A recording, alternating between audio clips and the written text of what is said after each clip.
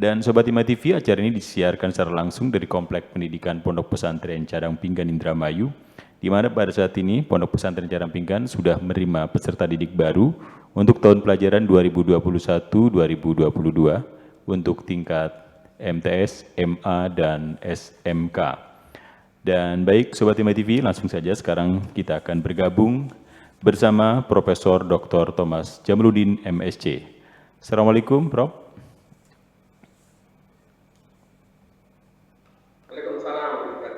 Alhamdulillah, sehat selalu Prof ya. Alhamdulillah. Barangkali mau sapa-sapaan dulu dengan Buya, mangga silakan sebelum dimulai acaranya. Alhamdulillah jumpa lagi dengan Buya. Dan insya Allah kita bicara sebentar lagi terkait dengan Isra dan Mi'raj. Baik. Iya, baik Sobat Hima TV, tema kita malam hari ini adalah Isra Mi'raj dalam tinjauan sains. Dan pembicara kita malam hari ini sangat sesuatu yang sangat spesial, di mana Profesor Dr. Thomas Jamaluddin dan hari ini akan menjadi pembicara untuk tema tersebut di atas. Baik, sebelum kita masuk pada tema atau pemaparan tema oleh Prof. Dr. Haji Thomas Jamaluddin, saya akan bacakan dulu beberapa atau kurikulum vitae dari Prof. Jamaluddin. Profesor Dr. Haji Thomas Jamaluddin MSc, nama lahirnya adalah Jamaluddin, lahir di Purwokerto 23 Januari 1960 dia, umur 59 tahun, adalah astronom dan peneliti asal Jawa Tengah yang menjabat sebagai Kepala Lembaga Penerbangan dan Antariksa sejak 7 Februari 2014. Sebelumnya beliau menjabat sebagai Deputi Bidang Sains, Pengkajian dan Informasi Kedirgantaraan 8 dari tahun 2011. Profesor Dr. Haji Thomas Jamaluddin merupakan salah satu anggota nasional dari ITB sebagai organisasi yang mewakili Keanggotaan Nasional Indonesia di IAU. Riwayat pendidikan S3 beliau Astronomi Kyoto University pada tahun 1991-1996, kemudian S2 Astronomi di Kyoto University 1988-1991, S1 Astronomi Institut Teknologi Bandung pada tahun 1981 sampai 1986, SMA Negeri 2 Cirebon, SMP Negeri 1 Cirebon. Dan karir beliau yang pertama adalah Kepala Lapan 2014 sampai dengan sekarang. Yang kedua Deputi Sains Pengkajian dan Informasi Kedirgantaraan 8 2011 sampai 2014. Berikutnya, Profesor Riset Astronomi dan Astrofisika 8, 2009 sampai dengan sekarang, dosen atau pembimbing program Magister dan Doktor Ilmu Falak di UIN Wali Songo, Semarang, Kepala Pusat Pemanfaatan Sains Atmosfer dan Iklim Eselon 2, 8, 2007 sampai dengan 2010, kemudian Kepala Bidang Matahari dan Antariksa Eselon 3, 8 2001 sampai 2003, Kepala Unit Komputer Induk Eselon 4 8 1959 sampai 2001, dan beliau juga merupakan peneliti antariksa 8 1986 sampai dengan sekarang. Itulah beberapa hal yang dapat saya sampaikan tentang Profesor Dr. Haji Thomas Jamaluddin MSc. Baik Prof, malam hari ini kita bicara tentang Isra Mi'raj dalam tinjauan sains. Tentu saja Isra Mi'raj merupakan satu bagian yang tidak terpisahkan dari kehidupan agama Islam, di mana itu merupakan peristiwa yang sangat luar biasa, yang menguji iman setiap muslim ketika Isra Mi'raj kemudian selalu dikumandangkan atau diperingati atau bahkan juga dipaparkan. Sekarang kita melihat bagaimana Isra Mi'raj dalam tinjauan sains. Untuk itu saya berikan waktu sepenuhnya, kurang lebih 30 menit ke Profesor Dr. Haji Thomas Jamaluddin. Silakan Prof. Assalamualaikum warahmatullahi wabarakatuh. Waalaikumsalam warahmatullahi wabarakatuh. Supaya mudah difahami, saya akan share screen ya, supaya aspek astronomi ini bisa difahami bersama, dan mudah-mudahan bisa membayangkan aspek dari tinjauan sains terkait dengan Isra dan Mi'raj ini.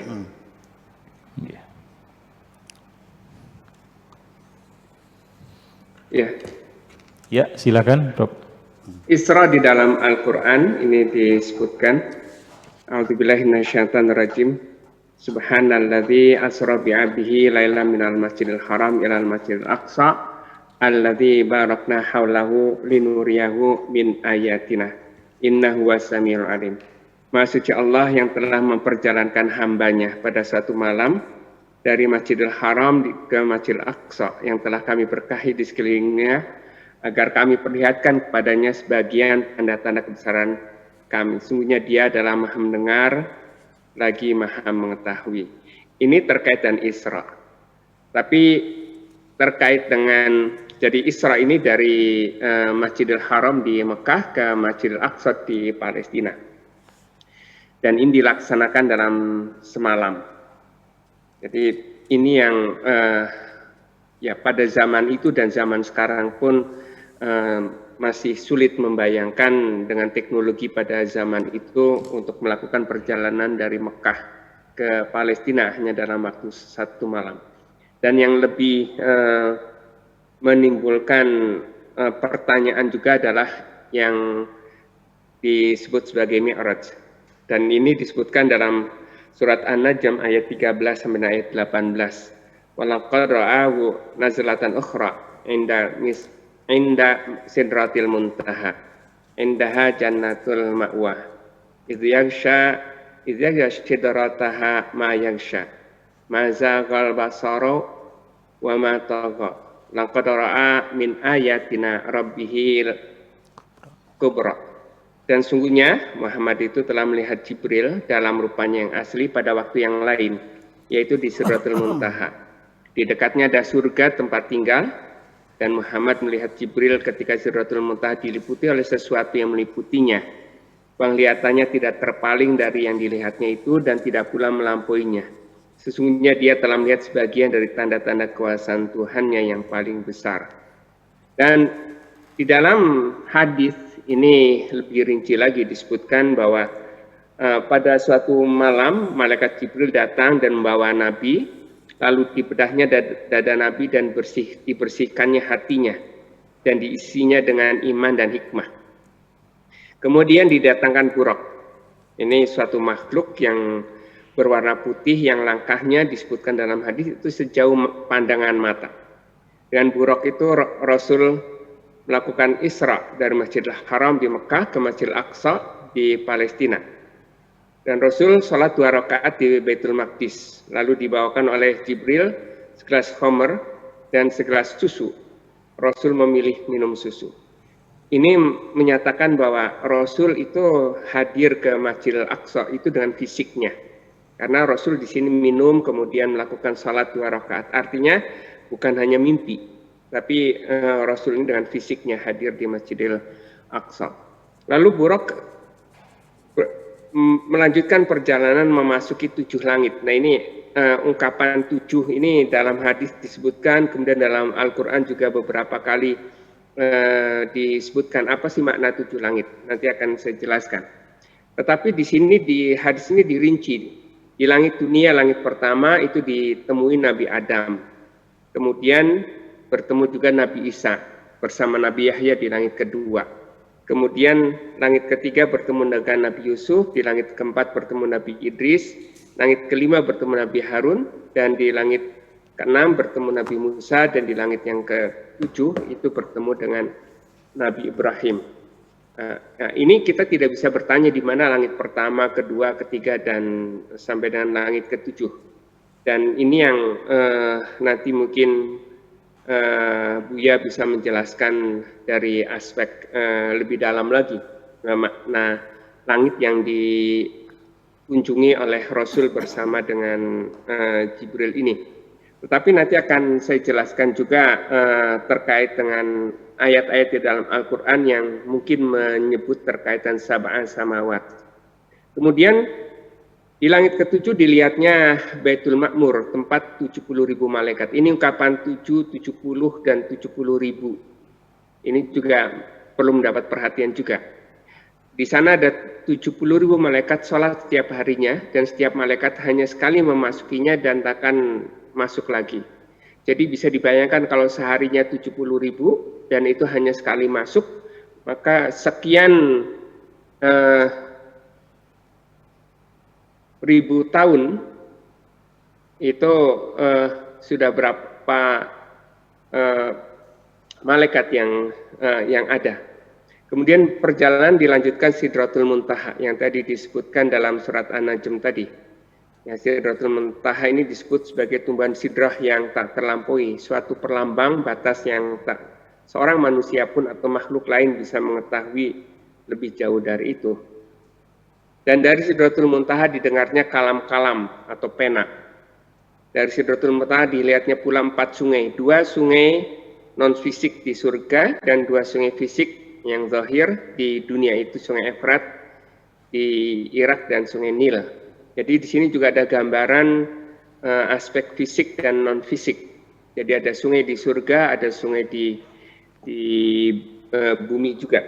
Dan puncak perjalanan ini adalah diterimanya perintah salat yang semula 50 kali, kemudian turun menjadi 5 kali dalam sehari dan semalam. Nah, hal yang bisa digali dari sains terkait dengan Isra dan Mi'raj ini, apa sih sesungguhnya 7 langit ini? Apakah 7 langit itu dimaknai lapisan-lapisan langit? Seolah-olah bumi ini dilingkungi oleh kubah langit, kemudian dulu waktu kecil saya seringkali kalau menghadiri acara Isra dan Mi'raj itu Mubali kemudian menceritakan seolah-olah Rasul bersama Jibril ini naik ke lapisan-lapisan langit. Tapi apa sesungguhnya makna 7 langit kalau ditinjau secara sains? Dan Isra dan Mi'raj ini mungkin lebih tepat kalau disebut sebagai perjalanan keluar dari dimensi ruang waktu. Kita ini dibatasi oleh dimensi ruang waktu. Dimensi ruang itu kita selalu berbicara besar kecil, jauh dekat, dan juga waktu. Kita bicara waktu masa lalu, masa sekarang, masa yang akan datang. Tapi dalam Isra Mi'raj ini, Rasul itu keluar dari dimensi ruang. Jadi jarak antara Mekah dan Palestina yang biasanya ditempuh dengan kendaraan paling cepat waktu itu dengan kuda, itu biasanya cukup waktu lama yang diperlukan. Nah, ini hanya dalam semalam bisa dilakukan. Kemudian keluar dari dimensi waktu juga. Rasul bertemu dengan para nabi, kemudian perjalanan yang biasanya lama itu juga dilakukan hanya dalam waktu semalam.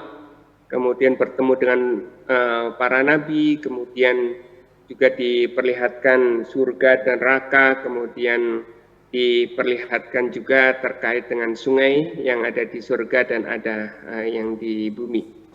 Artinya ini keluar dari dimensi ruang dan juga keluar dari dimensi waktu, karena kita selalu membayangkan bahwa surga itu seolah-olah nanti setelah hari kiamat, tetapi Rasul ditunjukkan dengan surga tersebut.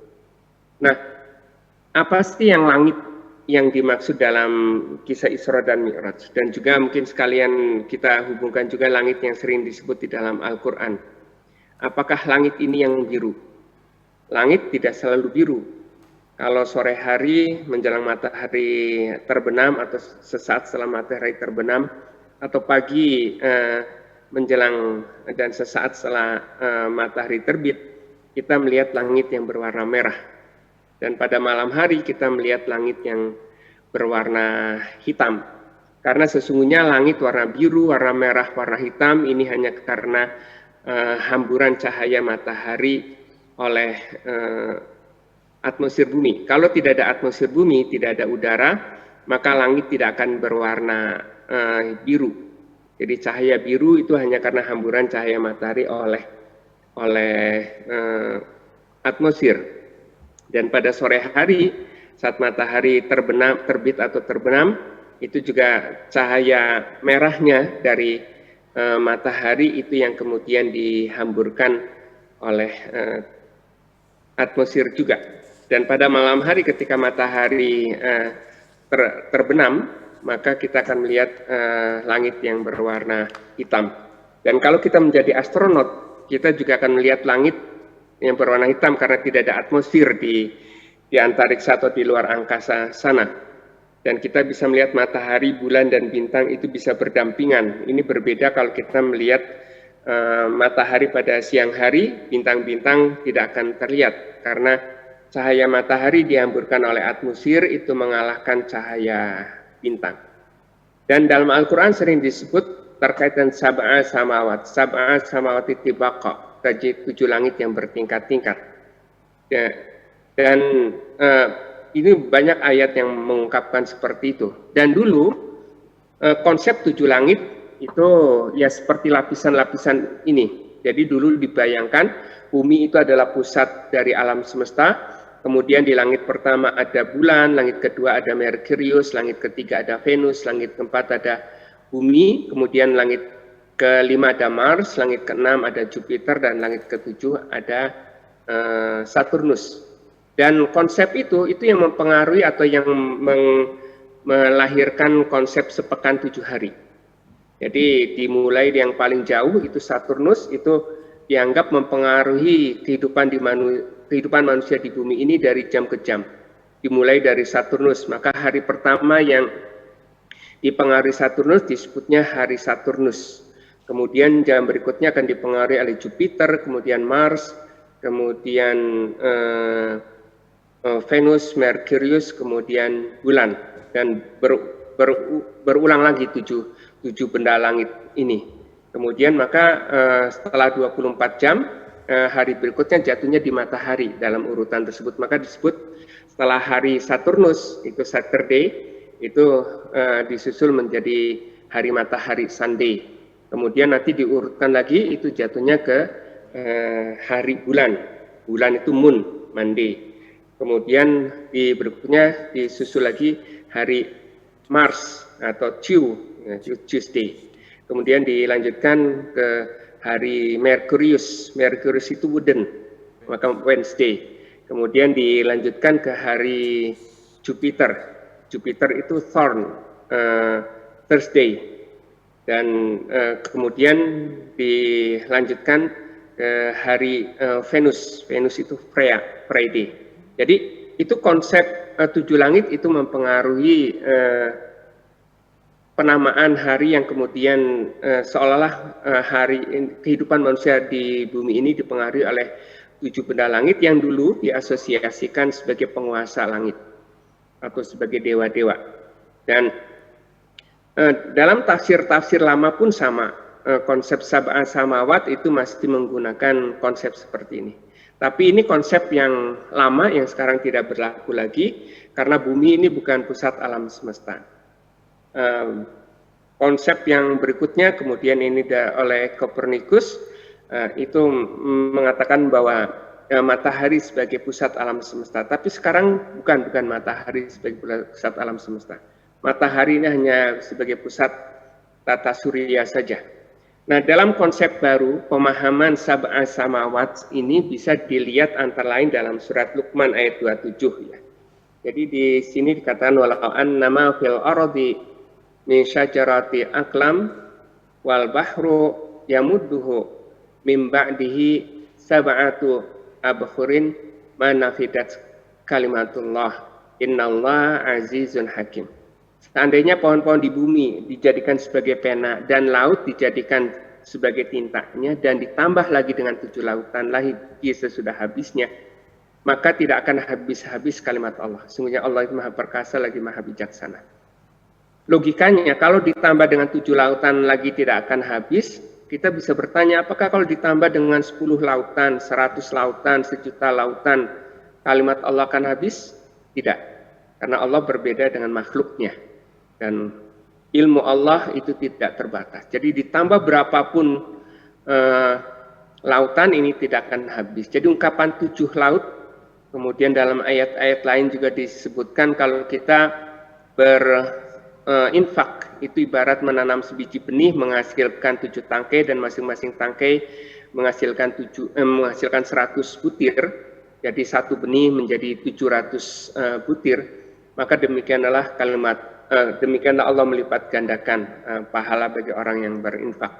Jadi 7 ini bisa dimaknai dalam Al-Quran, itu adalah jumlah yang tak berhingga banyaknya.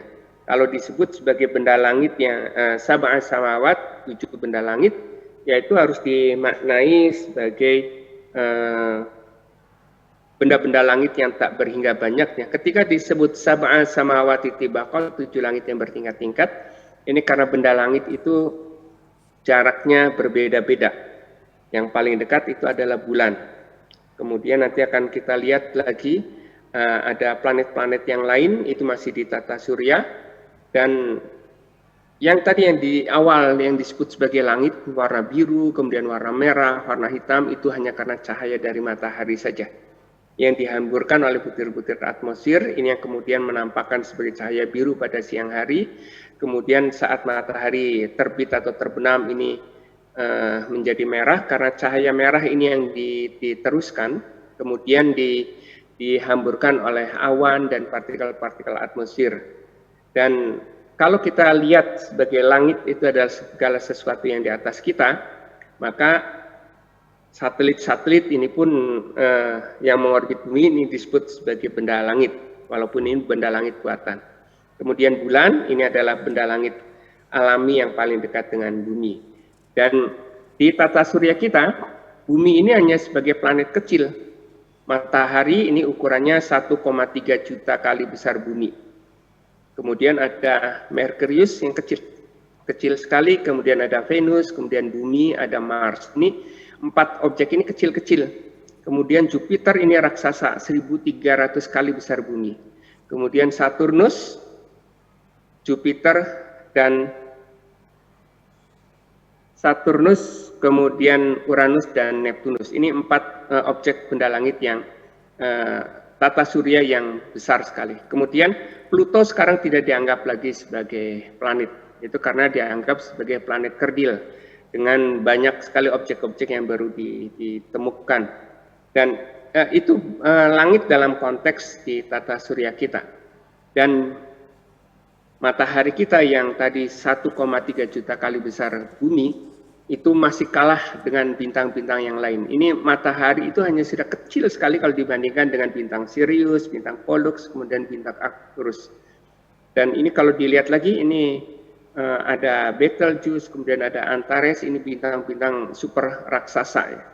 Jadi kalau kita lihat ini bintang Antares, ada rasi Scorpio, ini ada warna bintang yang merah, itu adalah bintang Antares. Ukurannya ribuan kali besar matahari kita. Nah, itu dari segi ukurannya. Kemudian dari segi jarak, ini juga tak berhingga jauhnya bintang-bintang tersebut. Bintang yang paling dekat itu jaraknya 4,2 tahun cahaya. Artinya cahaya dari bintang ini mencapai ke bumi itu perlu waktu 4,2 tahun cahaya. Padahal cahaya ini merambatnya 300.000 km per detik. Jadi ketika kita bicara alam semesta, kita tidak lagi bicara terkait dengan menggunakan kilometer, tapi kita gunakan tahun cahaya. Artinya berapa lama cahaya itu sampai ke bumi kita atau sampai ke detektor yang kita pasang. Jadi ada yang, ini yang paling dekat 4,2 tahun cahaya. Matahari itu jaraknya hanya 8 menit cahaya. Banyak objek-objek yang jaraknya itu bisa miliaran tahun cahaya. Karena umur alam semesta ini 13,7 miliar tahun. Dan matahari ini bukan pusat di alam semesta. Matahari hanya di salah satu lengan dari galaksi kita. Jadi galaksi kita kira-kira bentuknya seperti ini. Dan matahari bukan di pusat galaksinya, tetapi hanya di salah satu lengannya. Dan galaksi yang seperti ini, yang isinya ratusan miliar bintang, itu jumlahnya bisa miliaran bintang. Jadi bisa ratusan miliar galaksi. Dan ini galaksi-galaksi tetangga kita yang juga luar biasa. Dan galaksi-galaksi itu kalau kita gambarkan dalam skematik seperti ini, semua titik di sini itu bisa mungkin puluhan galaksi. Jadi galaksi-galaksi di alam semesta itu membentuk gugusan-gugusan yang disebut sebagai super cluster. Dan inilah alam semesta yang jumlahnya tak berhingga banyaknya, dan jaraknya juga tak berhingga. Ini yang disebut dalam Al-Quran itu sab'a samawat, tujuh langit. Nah, tetapi pengertian 7 langit yang dikunjungi Rasul bersama Jibril itu bukan dalam makna seperti ini. Nanti orang bertanya ketika di langit pertama itu ada bulan, apakah Nabi Adam ada di bulan? Tidak. Kemudian ya objek apa lagi yang disebut sebagai langit kedua dan seterusnya. Jadi Isra dan Mi'raj itu perjalanan apakah? Jadi Isra dan Mi'raj jelas bukan perjalanan penerbangan biasa, bukan penerbangan antar negara, bukan juga penerbangan keluar angkasa. Isra dan Mi'raj itu bisa disebut sebagai perjalanan keluar dari dimensi ruang waktu. Kita ini manusia hidup di bumi ini terbatas oleh dimensi ruang waktu. Kita selalu berbicara tentang ruang. Jarak antara Mekah dan Palestina ini jauh. Dan juga kita ketika bicara ruang waktu itu berbicara soal ukuran, jauh, dekat, besar, kecil. Nah, tetapi Rasul bersama Jibril ini diajak keluar dari dimensi ruang. Dan ini yang ditunjukkan dengan perjalanan Mekah dan Palestina itu hanya ditempuh dalam sekejap.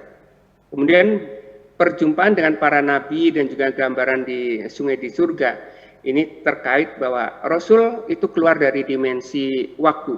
Jadi Rasul bisa bertemu dengan para nabi yang sesungguhnya sudah wafat. Dan juga dijelaskan terkait dengan surga dan neraka yang kita bayangkan itu adanya setelah hari kiamat. Jadi ini Rasul memang diajak keluar dari dimensi ruang waktu. Nah, analogi perjalanan keluar di dimensi ruang waktu kira-kira seperti ini. Kalau ada suatu alam 2 dimensi, alam 2 dimensi itu seperti lembaran lah. Kalau misalkan ada makhluk, misalkan semut, dari titik ini kemudian ke titik ini perlu jalan lama sekali, harus berputar. Ini karena hidup di dua dimensi. Tapi kalau kita yang hidup di 3 dimensi, itu apa susahnya memindahkan makhluk dari sini, sebut aja ini semut. Tidak perlu harus ke sini, itu tapi bisa keluar dari 2 dimensi ini. Kita pindahkan ke arah sini. Nah, ini analoginya seperti itu. Kalau kita terbatas pada dimensi ruang waktu antara Mekah dan Palestina itu perlu waktu lama.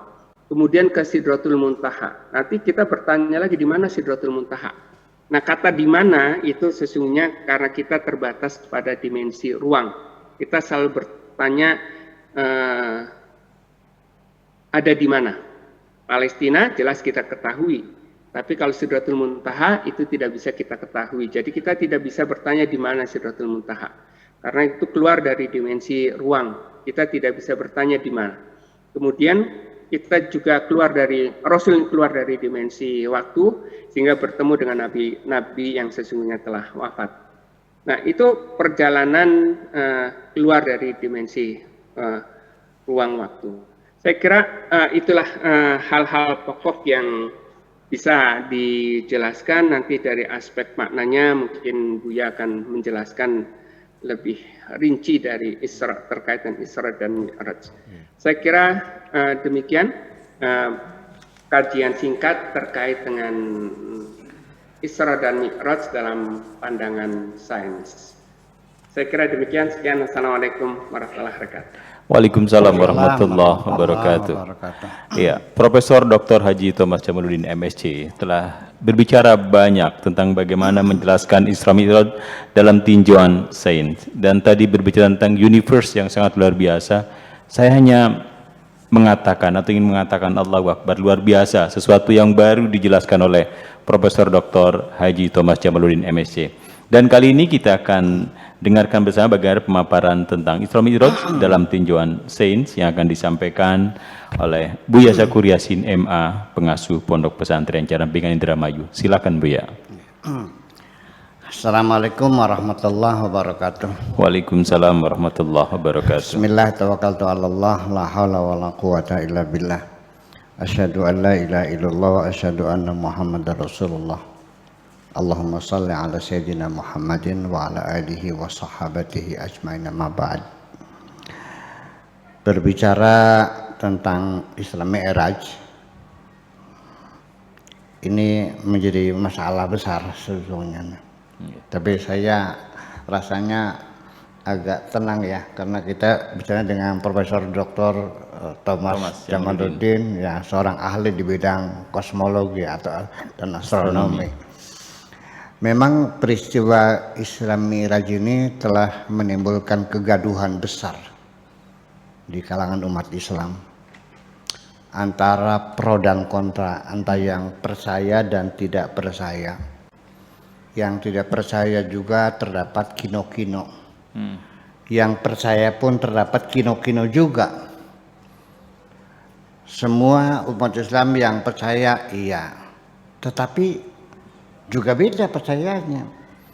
Seperti Mu'tazilah percaya, tapi mereka mengatakan itu perjalanan ruhani, bukan jasadi. Lalu Ahli Sunnah wal Jamaah yang mendukung perjalanan jasad itu dengan dalil, yaitu Subhanalladzi asra bi'abdihi, ya Maha Suci Allah yang telah memberangkatkan di malam hari terhadap hambanya. Kalau abdul itu kan physically, jasadnya itu. Tetapi juga timbul persoalan lagi, bi abdi ini siapa? Tidak disebutkan di dalam Al-Quran. Siapa? Nabi Muhammad itu bukan yang diberangkatkan itu. Nah, lalu kemudian di dalam surat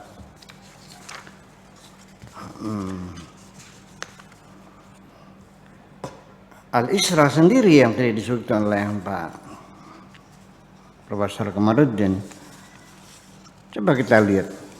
Subhanalladzi asra bi'abdihi, Maha Suci Allah yang telah memberangkatkan di malam hari terhadap hambanya, minal masjidil harami ilal masjidil aqsa, dari Masjidil Haram ke Masjidil Aqsa, alladzi barakna haulahu linuriyahu min ayatina innahu was-samiul alim.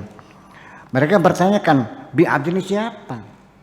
Tidak disebutkan Nabi Muhammadnya kok. Tetapi langsung setelah itu ayat yang keduanya, wa ataina Musal kitab. Bukan Muhammad, Nabi Musa. Yang mirip ini Nabi Muhammad Musa. Ini bermasalah. Jadi ini sekali. Ya. Kemudian dua peristiwa Isra dan Mi'raj. Isra itu terjadi pada tahun kedua ba'dal bi'tsah, ay ba'da bi'tsatihi rasulan. Setelah Nabi diangkat jadi Rasul, tahun kedua itu diisrakan. Jadi surat Al-Isra ini turun pada tahun kedua setelah Nabi diangkat jadi Rasul. Yang bunyinya seperti itu, Subhanalladzi asra bi'amdihi lailan minal masjidil haram ila masjidil aqsa. Adapun Mi'raj ini peristiwa yang berbeda, terjadinya pada abad ke-11, tahun ke-11 atau 12 setelah diutus Nabi. Jadi bedanya berapa tahun? 9 tahun ya? 9 tahun bedanya. Dan suratnya An-Najm ini. Ya, ini adalah kisah Mi'raj. Dua peristiwa yang terjadi pada beda waktu 9 tahun lalu digabung menjadi satu, Isra dan Mi'raj. Ini juga menjadi masalah juga. Ini kita cerita kegaduhan setelah terjadi itu. Kemudian yang dipertanyakan lagi, orang menganggap bahwa Isra ini sebagai suatu mukjizat. Mari kita bicara tentang mukjizat. Salah satu faktor yang sangat paling substantif dalam menentukan kemukjizatan adalah kejadian yang di luar nalar manusia, di luar kebiasaan, melanggar hukum alam yang umumnya terjadi. Dan yang kedua adalah ada saksi, eyewitness, ada saksinya. Nabi Isa bisa menyembuhkan orang buta asli, diusap bisa melihat lagi. Banyak yang melihat.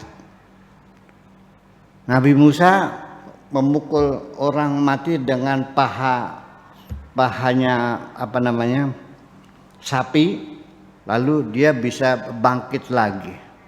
Saksinya banyak. Nabi Yusuf juga sama. Bertanya kepada bayi yang baru lahir, siapa yang bersalah, aku atau Zulaikha? Si bayi mengatakan kalau baju Yusuf yang sobek depannya berarti Yusuf yang salah, Zulaikha yang benar. Tapi kalau yang sobek baju belakangnya berarti Yusuf benar, Zulaikha yang salah. Itu ngomong di depan raja, orang banyak. Nabi Musa juga sama, memukul lautan terbelah menjadi dua, umatnya melihatnya. Nah, sekarang ketika Nabi Isra dan Mi'raj, ada yang nganter enggak? Lalu pulangnya ada yang jemput enggak? Enggak. Malah dia tinggal di saudaranya, saudara perempuan, anak pamannya itu, Ummu Kalsum ya. Kalau nggak salah namanya itu, dia menginap di rumah saya pagi hari, terus dia cerita. Nah kalau dia cerita, kita tidak melihatnya, dari mana kita menyebutnya sebagai mukjizat? Ini Haji Fuad cerita, dia barusan dari Jakarta, tadi jam 8 lebih 20 menit dari sini, dia cerita kok. Ya. Nah itu, jadi nggak ada saksi matanya, eyewitnessnya nggak ada. Apakah itu kita sebut mukjizat atau tidak? Pertanyaan. Kemudian Masjidil Haram dan Masjidil Aqsa pada tahun kedua setelah hijrah. Siapa yang kapan dinobatkan atau namanya konsensus ya atau konvensi bahwa Ka'bah itu tempatnya berhala itu disebut Masjidil Haram itu kapan sebetulnya?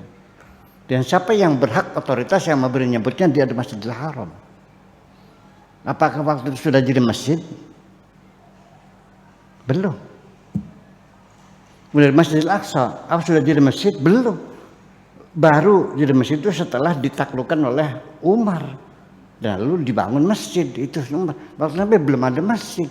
Belum ada orang yang menyebutkannya itu sinagog Nabi Sulaiman. Tempat ibadahnya orang Yahudi kan namanya sinagog. Ya tempat ibadah sinagog. Nah, Mekah Ka'bah itu tempat sembahyangnya, tempat ibadahnya penyembah berhala. Di sekitarnya ada 480 berhala di sekitar Ka'bah itu. Dan belum ada orang sholat di situ. Dan itu belum sebagai masjid. Ada juga Allah sebagai musalla. Ya kan? Sebagai musalla. Dalam Al-Quran pada zaman Nabi Ibrahim dulu kan. Nah, karena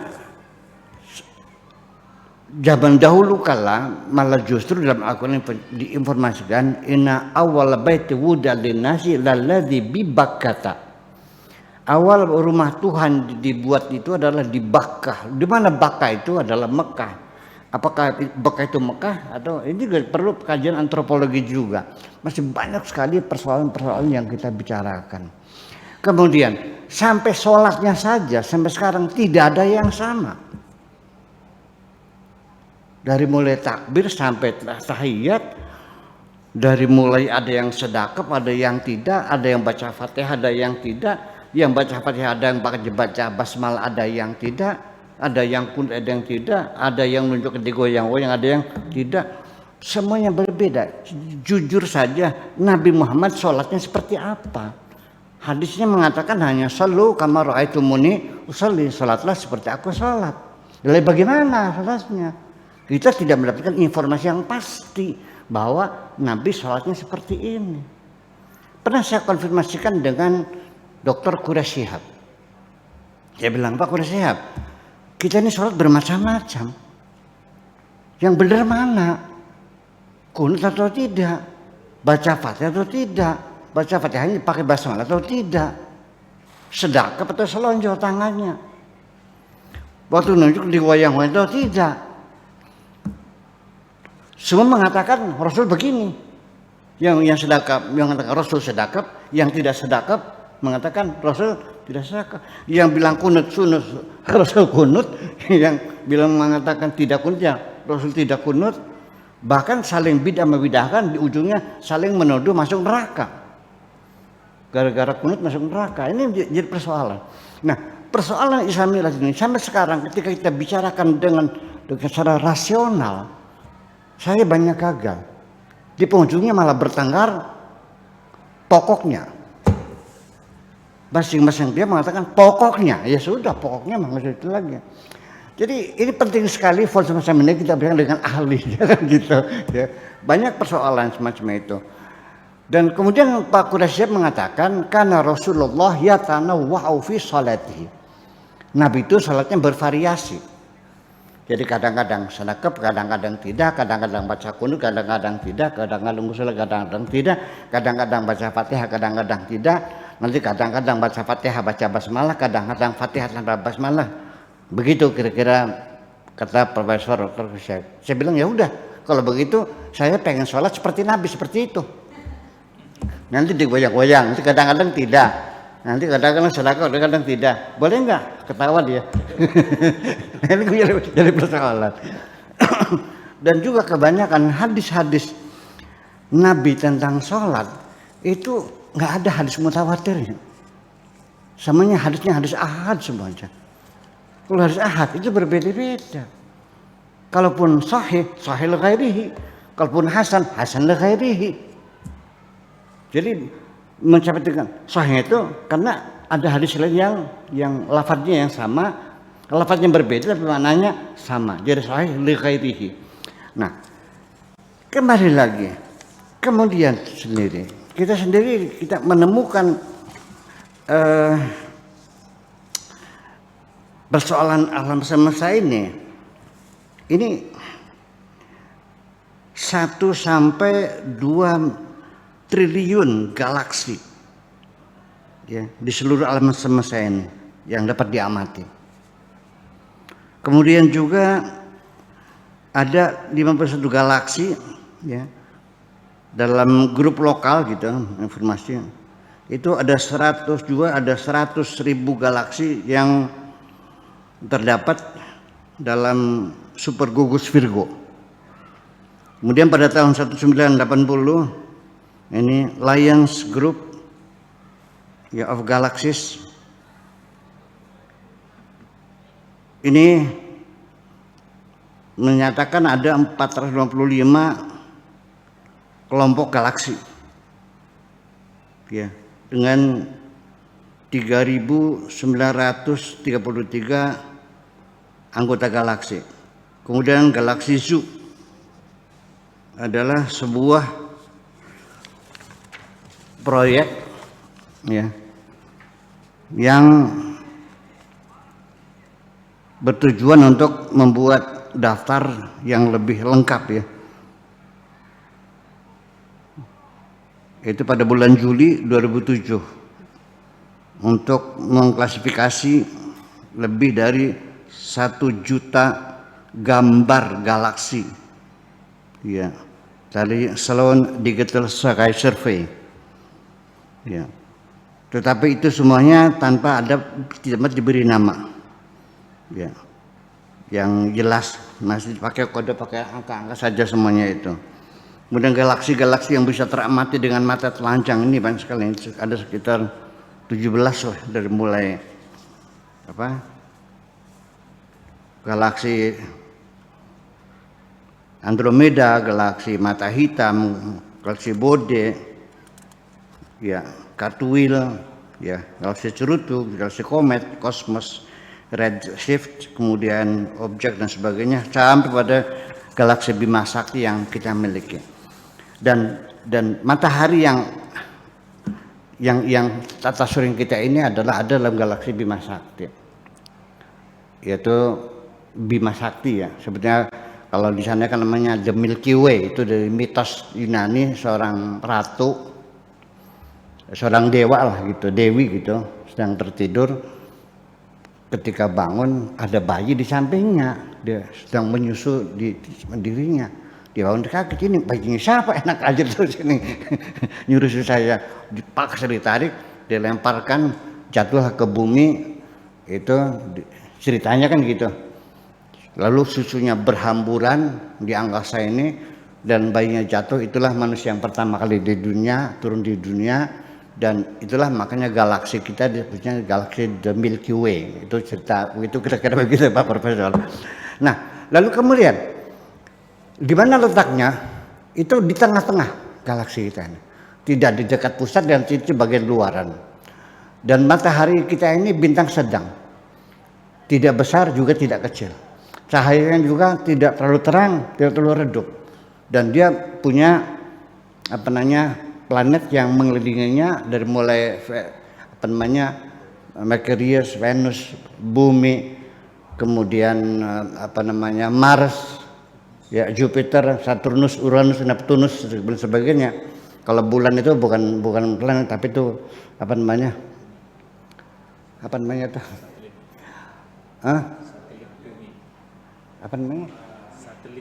satelit.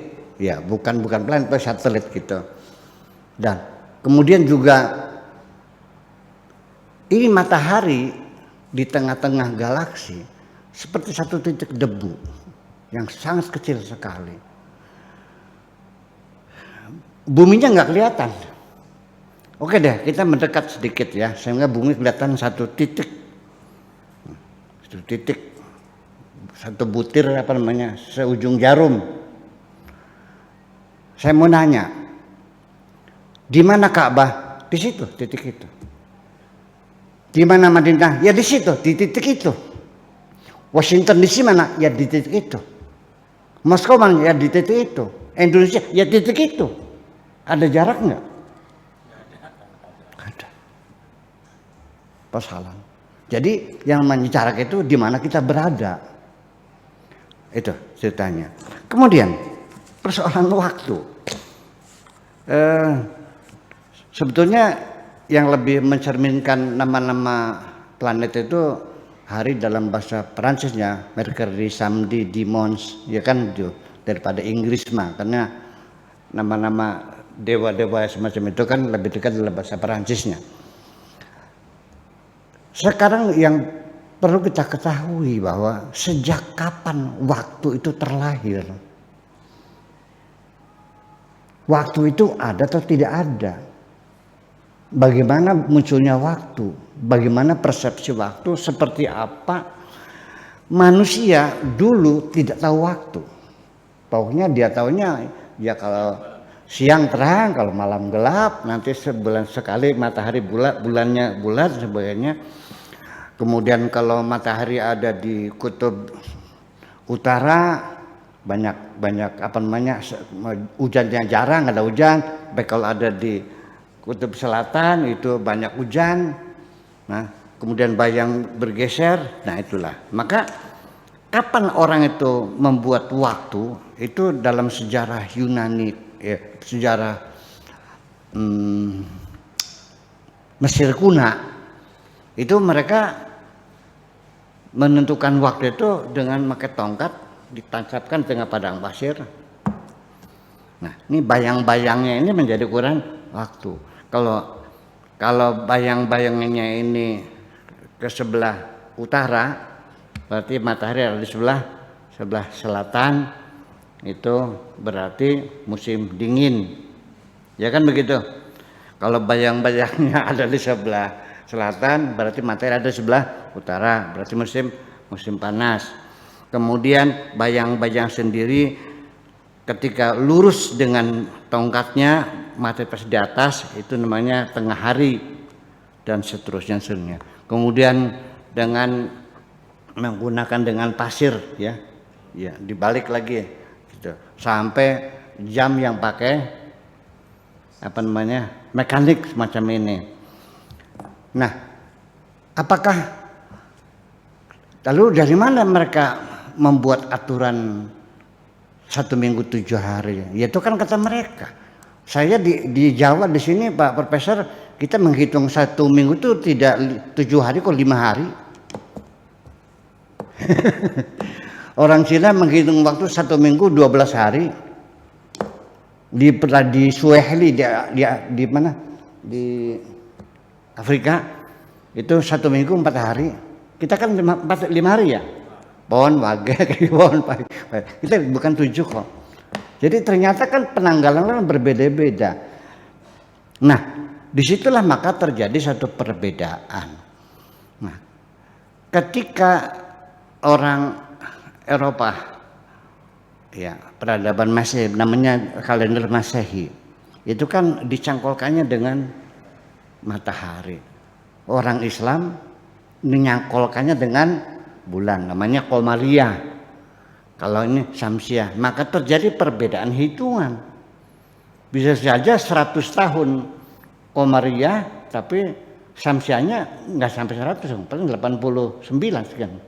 Karena bedanya adalah 11 hari setiap tahun itu.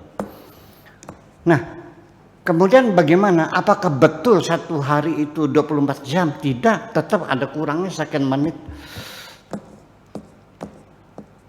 Kita 23 jam 50 jadi kurang 4 menit lah bedanya. Jadi makanya ada tahun kehabisan dan sebagainya. Jadi itu semuanya adalah masalah-masalah yang sangat relatif semuanya itu. Dan Big Bang juga kalau nggak salah 11 tahun yang lalu pernah disesuaikan terlambat 4 menit waktu itu. Ya, ini jadi waktu itu sebetulnya di mana sih? Dasarnya apa? Waktu itu ada syarat pertama, ada ruangan, dan yang kedua ada benda yang bergerak yang menjadi patokan, yang rutin wheel-nya yang rutin. Nah, andaikan matahari, andaikan bumi ini tidak berputar, ada besok nggak? Ada kemarin nggak? Nah, itulah nanti sorga itu kenapa menjadi abadi, karena di sorga nanti alamnya tidak ada bulan, tidak ada matahari, tidak ada benda langit yang bergerak, semuanya dalam keadaan stabil. Makanya ya tidak tua-tua. Itu kemudian lagi, apakah waktu kita di bumi ini sama dengan di bulan? Beda. Pak Haji Fuad istrinya melahirkan anak di bulan. Pak Toto punya anak melahirkan di bumi pada detik yang sama.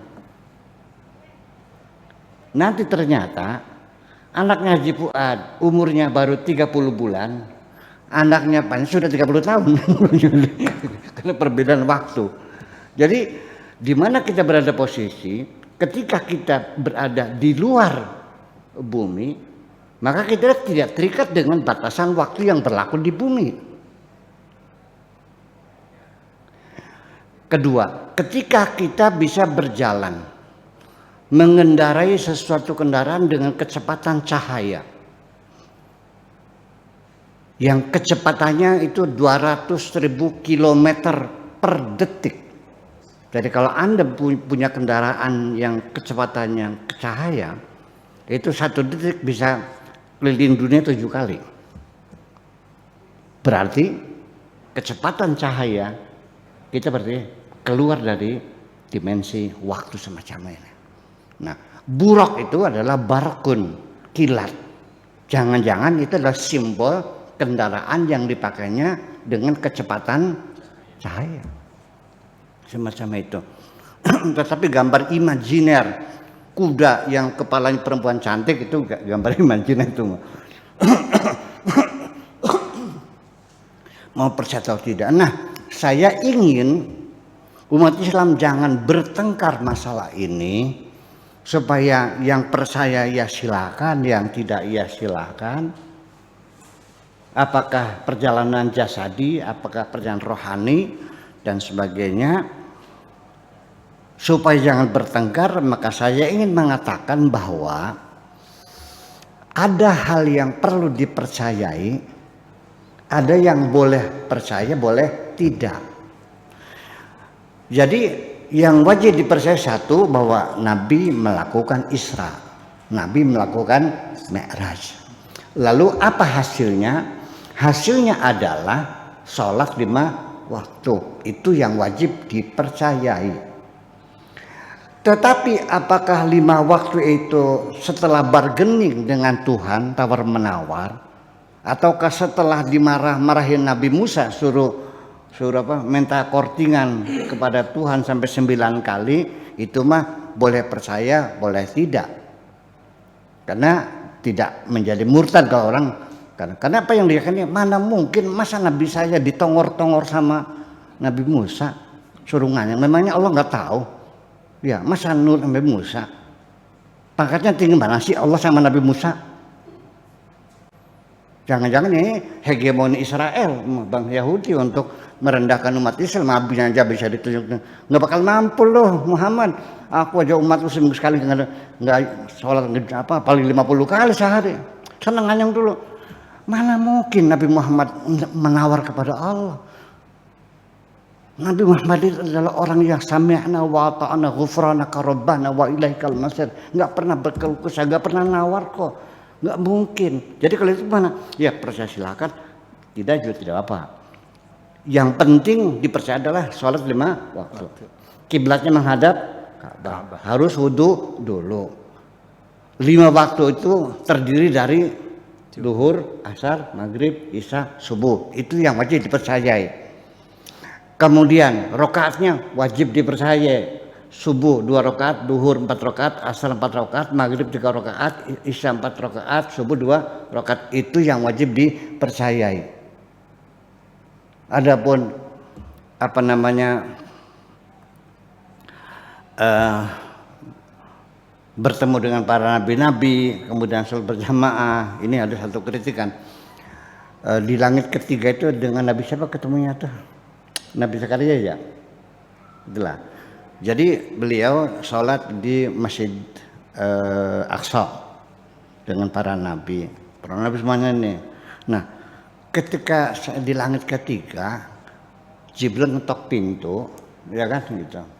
Ya kita nggak usah berimajinasi lah, nanti jadi makin jauh.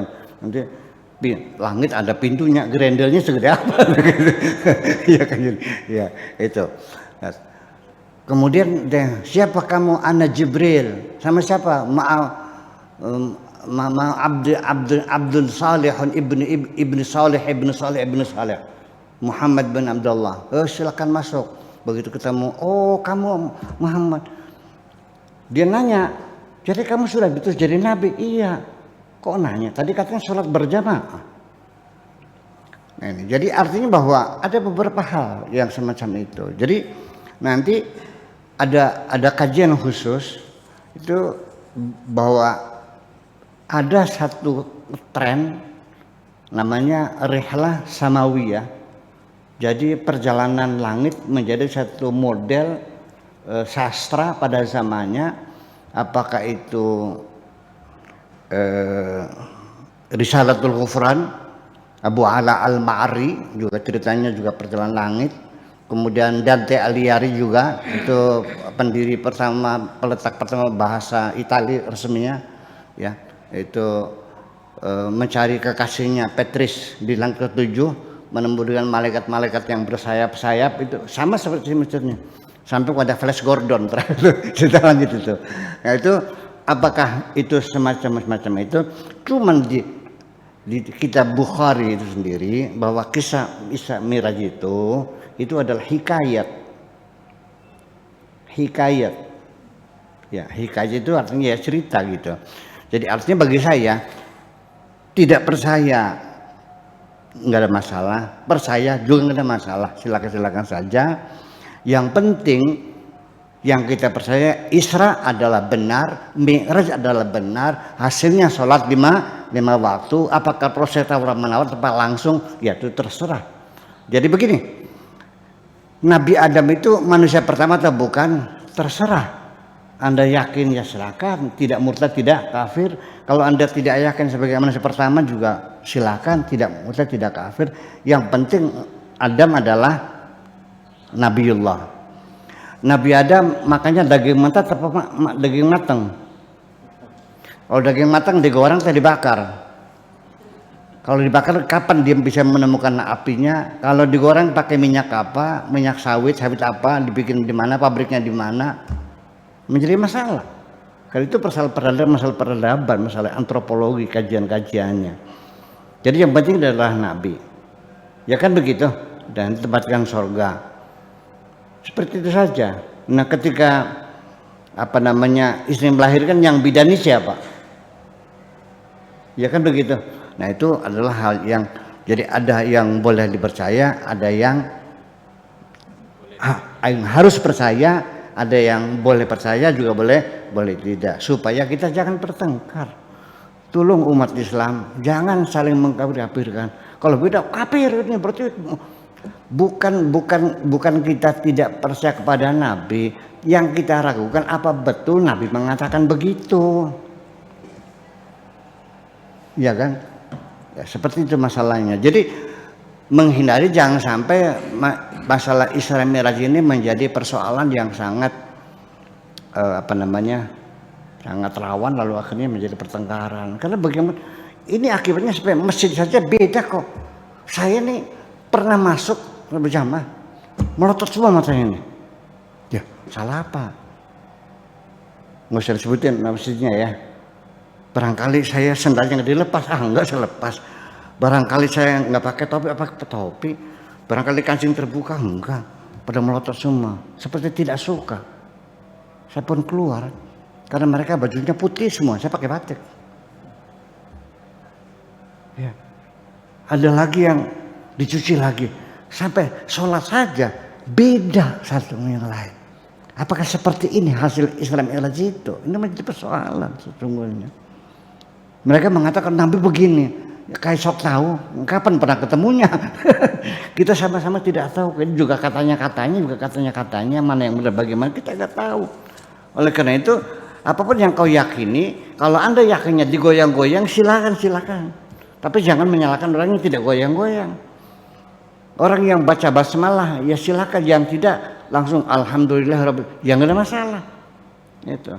Sampai di Mekah saja dulu, itu sholat itu ada 4 imamnya, mazhab Maliki, Syafi'i, Hanafi, Hambali 4. Baru setelah Wahabi menang, kepret itu bersatu, nggak ada begitu. Baru sampai sekarang satu. Jadi seperti itu persoalannya. Jadi apakah Isra Mi'raj ini seperti itu? Jadi artinya yang jadi persoalan, sholat itu sendiri dikaitkan bukan dengan bulan, tetapi dengan matahari. Bulan puasa, mulai puasa pakai bulan, tapi buka puasa mulai imsaknya berdasarkan matahari digabungan. Ini dua-duanya semacam ini, betul nggak? Iya. Ya kan begitu. Nah, oke, sekarang kembali. Ketika orang itu ada di luar planet bumi, kiblatnya kemana? Andai kan di sana. Nah, ini jadi persoalan. Jadi ini sesungguhnya bahwa kalau saya melihatnya Isra Mi'raj ini, sholat ini, ibadah sholat ini adalah ibadah yang bertujuan betul-betul ingin membangun komunikasi yang intensif antar umat Islam. Kita telah bangun satu persatuan, dan akhirnya menjadi perpecahan. Jadi akhirnya persoalan dimensi waktu yang relatif semacam itu, maka tidak aneh bahwa ada yang lebih hebat lagi, Nabi Sulaiman bisa memindahkan istananya Balqis dari Sadu Ma'rib ke Ursalim Al-Quds. Bayangkan itu kalau Isra kan sendirian, ini mangga. Batanya dicoplokin satu persatu, satu persatu, digotong ke sana, dibangun lagi, gitu. Dalam sekejap, ya. Begitu sudah selesai, diajak Balqisnya, ahadza arsyuki. Balqis, apakah ini istanamu? Qala ka'annahu huwa. Kayaknya ini, kayaknya. Oh tidak, ka'annas itu bukan kayaknya, yakin maknanya. Jadi ka'anna yufidu makna tahqiq. Ya betul ini istana saya. Mana mungkin orang samar sama rumahnya. Kalau Pak Haji Fuad, saya tunjukkan istrinya. Apakah ini istrimu? Kayaknya iya. Langsung minta cerai. Tidak mungkin, masa rumahnya bisa ini. Nah, saya kira kita semua cerita. Suatu hari, ini akan dimensi waktu Pak. Ada seorang teman-teman gitu mandi di sungai, ya katakanlah sungai Cimanuk lah. Ada seorang teman yang mandi itu selulup ya, nggak nongol-nongol. Akhirnya temennya kan ketakutan, ini kemana nggak nongol? Sampai ngundang tim dan sebagainya, pakai jarum segala nggak ketemu. Ini kemana? Akhirnya cari nggak ketemu sampai 3 jam lamanya. Wah, dia makan buaya barangkali. Ternyata setelah 3 jam dia nongol dari sungai ini. Dia nanya, iya, ada apa banyak orang di Tanggul? Ya gara-gara kamu nih, kamu ngilang 3 jam, kemana kamu perginya?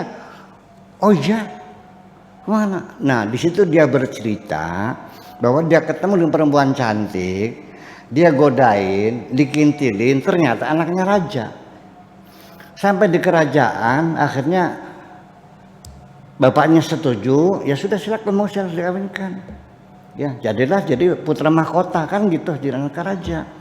Sampai istrinya hamil, sampai disunati anaknya. Nah kata raja, ini kerajaan buat kamu semuanya, silakan, kamu mau kemana saja silakan. Cuman satu, ini kamar kamu tidak boleh masuk dengan alasan apapun. Kenapa? Pokoknya tidak boleh masuk. Pokoknya tidak boleh masuk. Yang silakan. Nah, di tengah dia hajatan sunatan anaknya itu, yang umur 6 tahun itu, dia penasaran, dia ada apa di kamar ini nih, nggak boleh masuk. Dia masuk. Begitu masuk, nongol dari sungai tadi. Artinya bahwa ini pengalaman seseorang di luar kesaktian, ya pernah ngalami, ya itu dia bebas dari waktu selama 3 jam sama dengan dia itu kawinan sampai nyunati anaknya. Nah makanya berapa banyak perbedaan waktu itu, bahwa ayam di sisi Allah dengan ayam sisi manusia itu perbedaannya adalah kana ya'ruju ilaihi fi kulli yaumin kana miqdaruhu 50 alfi sanatin mimma ta'udun. Jadi satu harinya Allah itu sama dengan 50 alfi sanatin, 50.000 tahun. Itu satu hari. Fi sittati ayyam. Jadi proses terjadinya alam semesta ini adalah 3 fase. Satu fase itu 50.000, berarti kalau George Lemaitre sendiri dalam teori Big Bang itu 14 miliar tahun yang lalu, kemudian bumi kita mulai ada kehidupan adalah 4 miliar yang lalu sampai sekarang ini, maka ya kira-kira begitulah fase itu, masalah waktu itu. Kemudian yang kedua, bahwa waktu yang sesungguhnya itu adalah ada pada diri kita sendiri, ada pun yang ada pada tembok yang namanya waktu yang artifisial. Dan waktu yang ada pada diri kita sendiri itu bisa berjalan cepat, bisa berjalan lambat. Ketika kita sedang bahagia biasanya cepat. Kalau kita lagi susah di penjara rasanya lama sekali. Ini terjadi pada orang-orang yang dihidupkan kembali akhirat. Kam labithum qala labithnu yauman au ba'da yaumin.